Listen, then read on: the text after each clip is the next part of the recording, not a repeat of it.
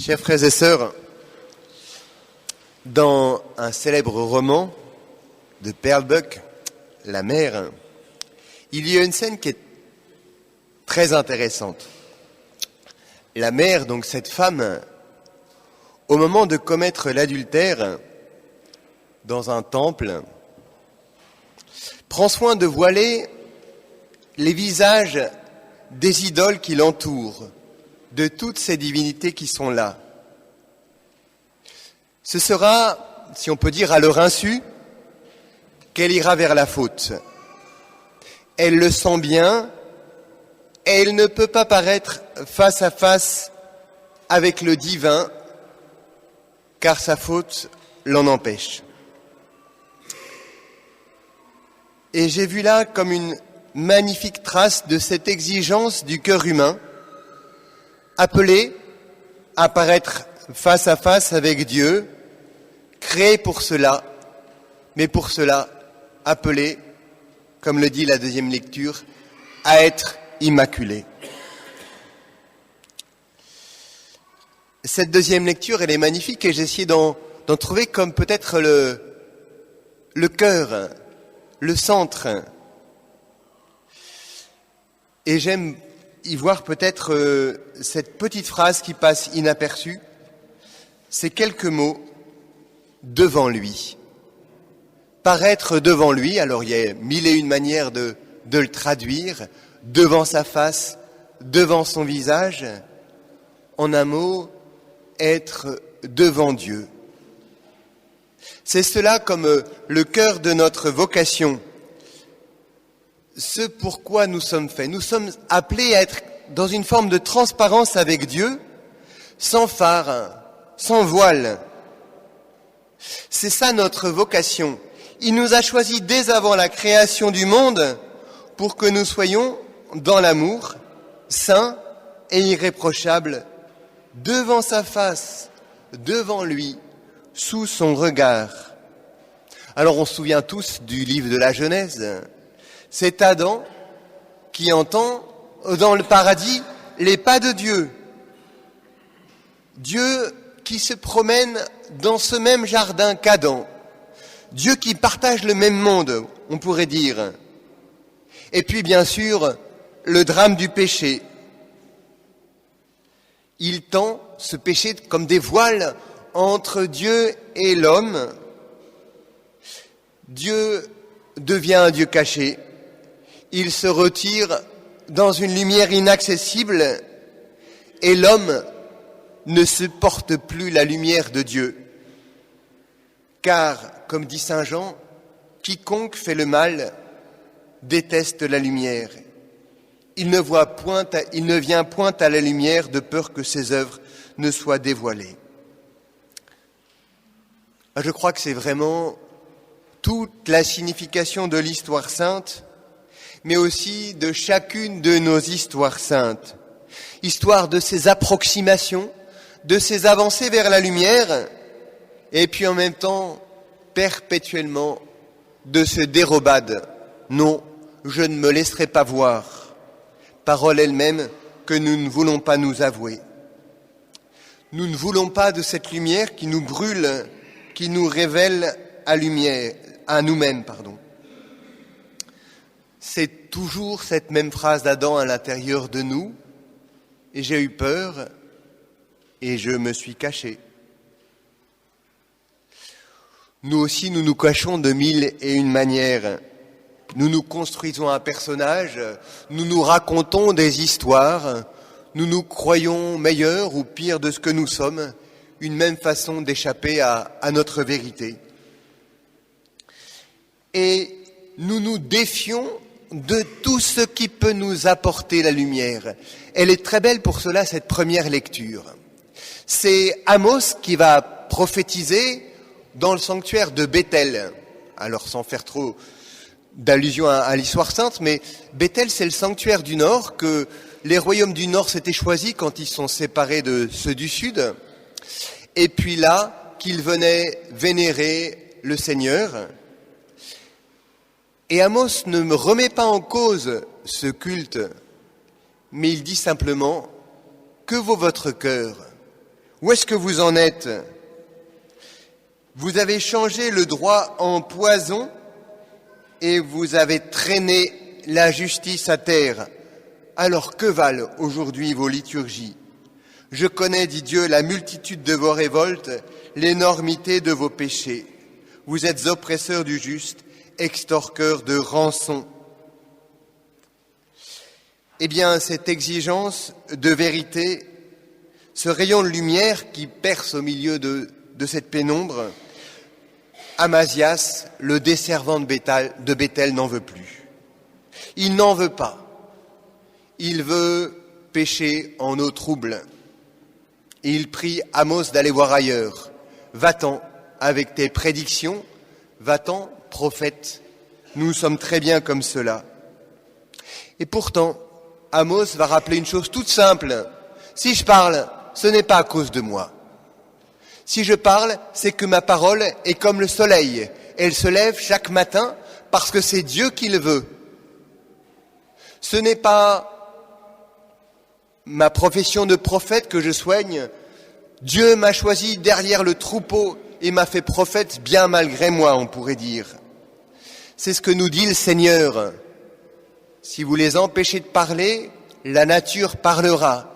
S'ils se taisent, les pierres crieront, parce que Dieu veut toujours nous communiquer sa lumière d'une manière ou d'une autre pour que nous puissions être vraiment devant lui. Je crois que, au moins dans un premier temps, c'est cela, la sainteté. C'est une première étape, mais une première étape qui doit accompagner chacun des moments de notre existence, de notre vie chrétienne, paraître devant la face de Dieu tels que nous sommes, sans nous raconter d'histoire. Et pour cela même, faire feu de tout bois, rechercher la vérité comme d'instinct. C'était vraiment cette exigence de ces âmes de feu. La petite Thérèse qui disait « Je n'ai jamais cherché que la vérité ». C'était cela, sa sainteté. Et puis, une autre âme de feu, Edith Stein, Sainte Bénédicte de la Croix. Ma seule frayeur fut la recherche de la vérité, disait-elle, quand elle n'était pas encore convertie à la foi chrétienne. Pas seulement une vérité philosophique, mais la vérité de son existence devant Dieu. Parce que justement, cette recherche de vérité, c'est ce qui nous expose à Dieu, c'est ce qui enlève les voiles, c'est ce qui nous permet d'être exposés à sa lumière, d'être à ciel ouvert, à cœur ouvert, pourrait-on dire, devant lui. Et c'est ce contact avec lui qui nous purifie. Saint Jean encore va nous le dire, nous serons semblables à lui, pourquoi?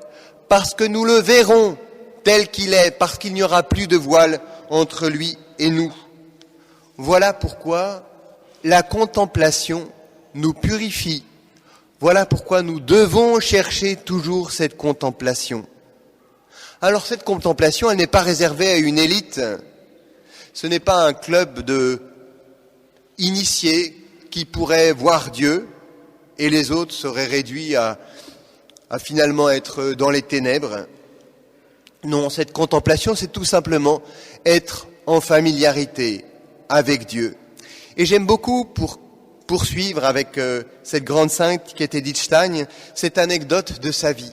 Comment elle a pu s'approcher peu à peu du Seigneur et du Christ.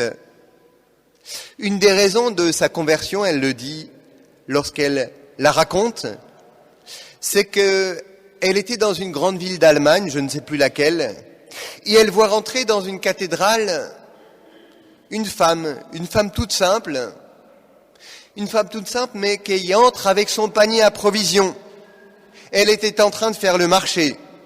Elle entre dans l'église, elle y reste un moment et puis elle en ressort. Edith a été fort marquée par la simplicité de cette relation avec Dieu.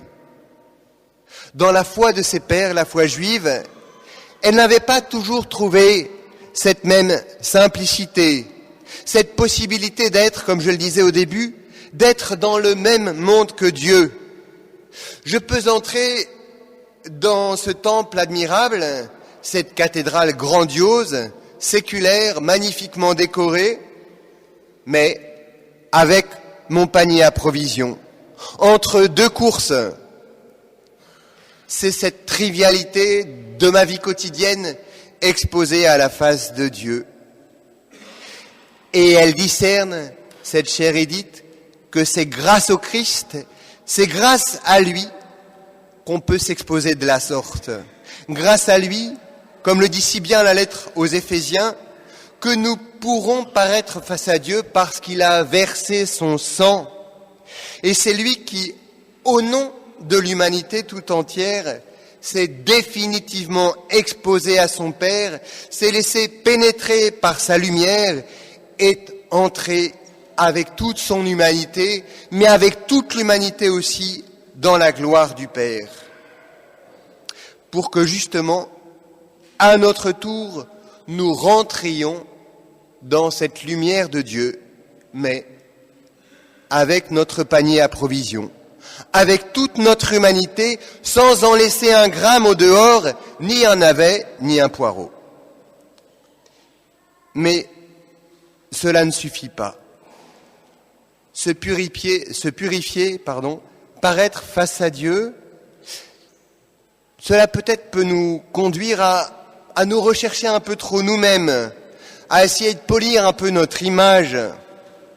Pardon, une autre petite allusion littéraire, mais il y a un personnage dans La Peste de Camus qui est assez attachant et qui peut nous ressembler à bien des égards. Ce personnage se prend pour un grand romancier et toute sa vie, il va écrire son roman. Il écrit, il s'enferme dans sa chambre et il rédige. Et à la fin, un de ses amis lui dit « Tu peux montrer ton manuscrit ?» Et lui donne. Et qu'est-ce que c'est que ce manuscrit ? C'est la première phrase de son roman, éternellement réécrite pour la polir à chaque fois mieux. Mais le roman n'avance pas, il n'y a pas de roman, il n'y a pas de vie. Chers frères et sœurs, que notre vie, ce ne soit pas cela. Nous devons avancer, nous devons marcher avec toute notre imperfection. C'est le sens de l'Évangile. Le Seigneur nous dit « Va ». Nous aimons dans notre communauté cette parole qui a été dite à Abraham « Marche en ma présence ». Et puis oui, tu seras parfait, mais marche d'abord, tu seras parfait. Ensuite, ne cherche pas la perfection avant de marcher. C'est une trop grave erreur. Qu'est-ce que cela veut dire marcher ? Cela veut dire aussi aller au-devant de ceux qui ont besoin de nous, comme le dit l'Évangile, guérissez les malades, ressuscitez les morts, annoncez la bonne nouvelle. Reproduisez mes gestes, dit le Seigneur. C'est cela la mission. Continuez Jésus par sa parole et par ses actes, continuez sa charité, et c'est la mission de chacun d'entre nous. Et cette charité qui nous habite à ce moment-là, eh bien oui, elle couvre une multitude de fautes, elle nous libère de nos imperfections, de nos péchés. La petite Thérèse, encore une fois pour la suivre, disait quand elle était trop mal avec elle-même, qu'elle ne s'estimait pas beaucoup, eh bien elle sortait de sa maison, de la maison de son cœur, pour aller voir les autres et pour les servir. Et puis elle reprenait vie, elle reprenait le désir de marcher vers Dieu. Alors voilà, n'hésitons pas à être en sortie. Le pape François n'a cessé de nous le dire. C'est la mission qui nous sanctifie. C'est la mission qui nous achemine vers la perfection. Alors pour ceux qui sont appelés à cette mission de chantre, cette mission d'animateur, eh bien oui, c'est cela aussi qui nous permet d'aller au-delà de nos imperfections, pour justement retrouver cette joie de communiquer notre désir d'aimer Dieu. Pour terminer, elle est belle, la sainteté des apôtres. Ils n'ont jamais cherché à perfectionner leur image de marque. On croit qu'ils ont fait tout le contraire. Saint Pierre, c'est un peu le patron des gaffeurs, donc il est assez sympathique pour ça. Il va multiplier les moments où il est en mauvaise posture. Il aurait voulu écrire son hagiographie, il s'y serait pris différemment. Alors ça nous fait du bien à nous, Ne cherchons pas des postures. Cherchons à aimer Dieu, à aimer nos frères. Mettons toute notre énergie dans cela et rien pour nous regarder. Et notre vie ira mieux. Que notre chant soit aussi cela. Un chant pour louer Dieu, pour toucher le cœur de nos frères, et jamais un chant qui se regarde lui-même. Jamais une liturgie qui se regarde elle-même. Ce serait cette perversion dont parle Amos dans la première lecture. La Vierge Marie est toute transparence. Elle n'a jamais un regard vers elle-même. Elle ne connaît pas le regard réflexe. Le nombrilisme lui est totalement étranger. Alors voilà, prenons-la pour modèle, pour mère, pour grande sœur, et notre vie ira bien.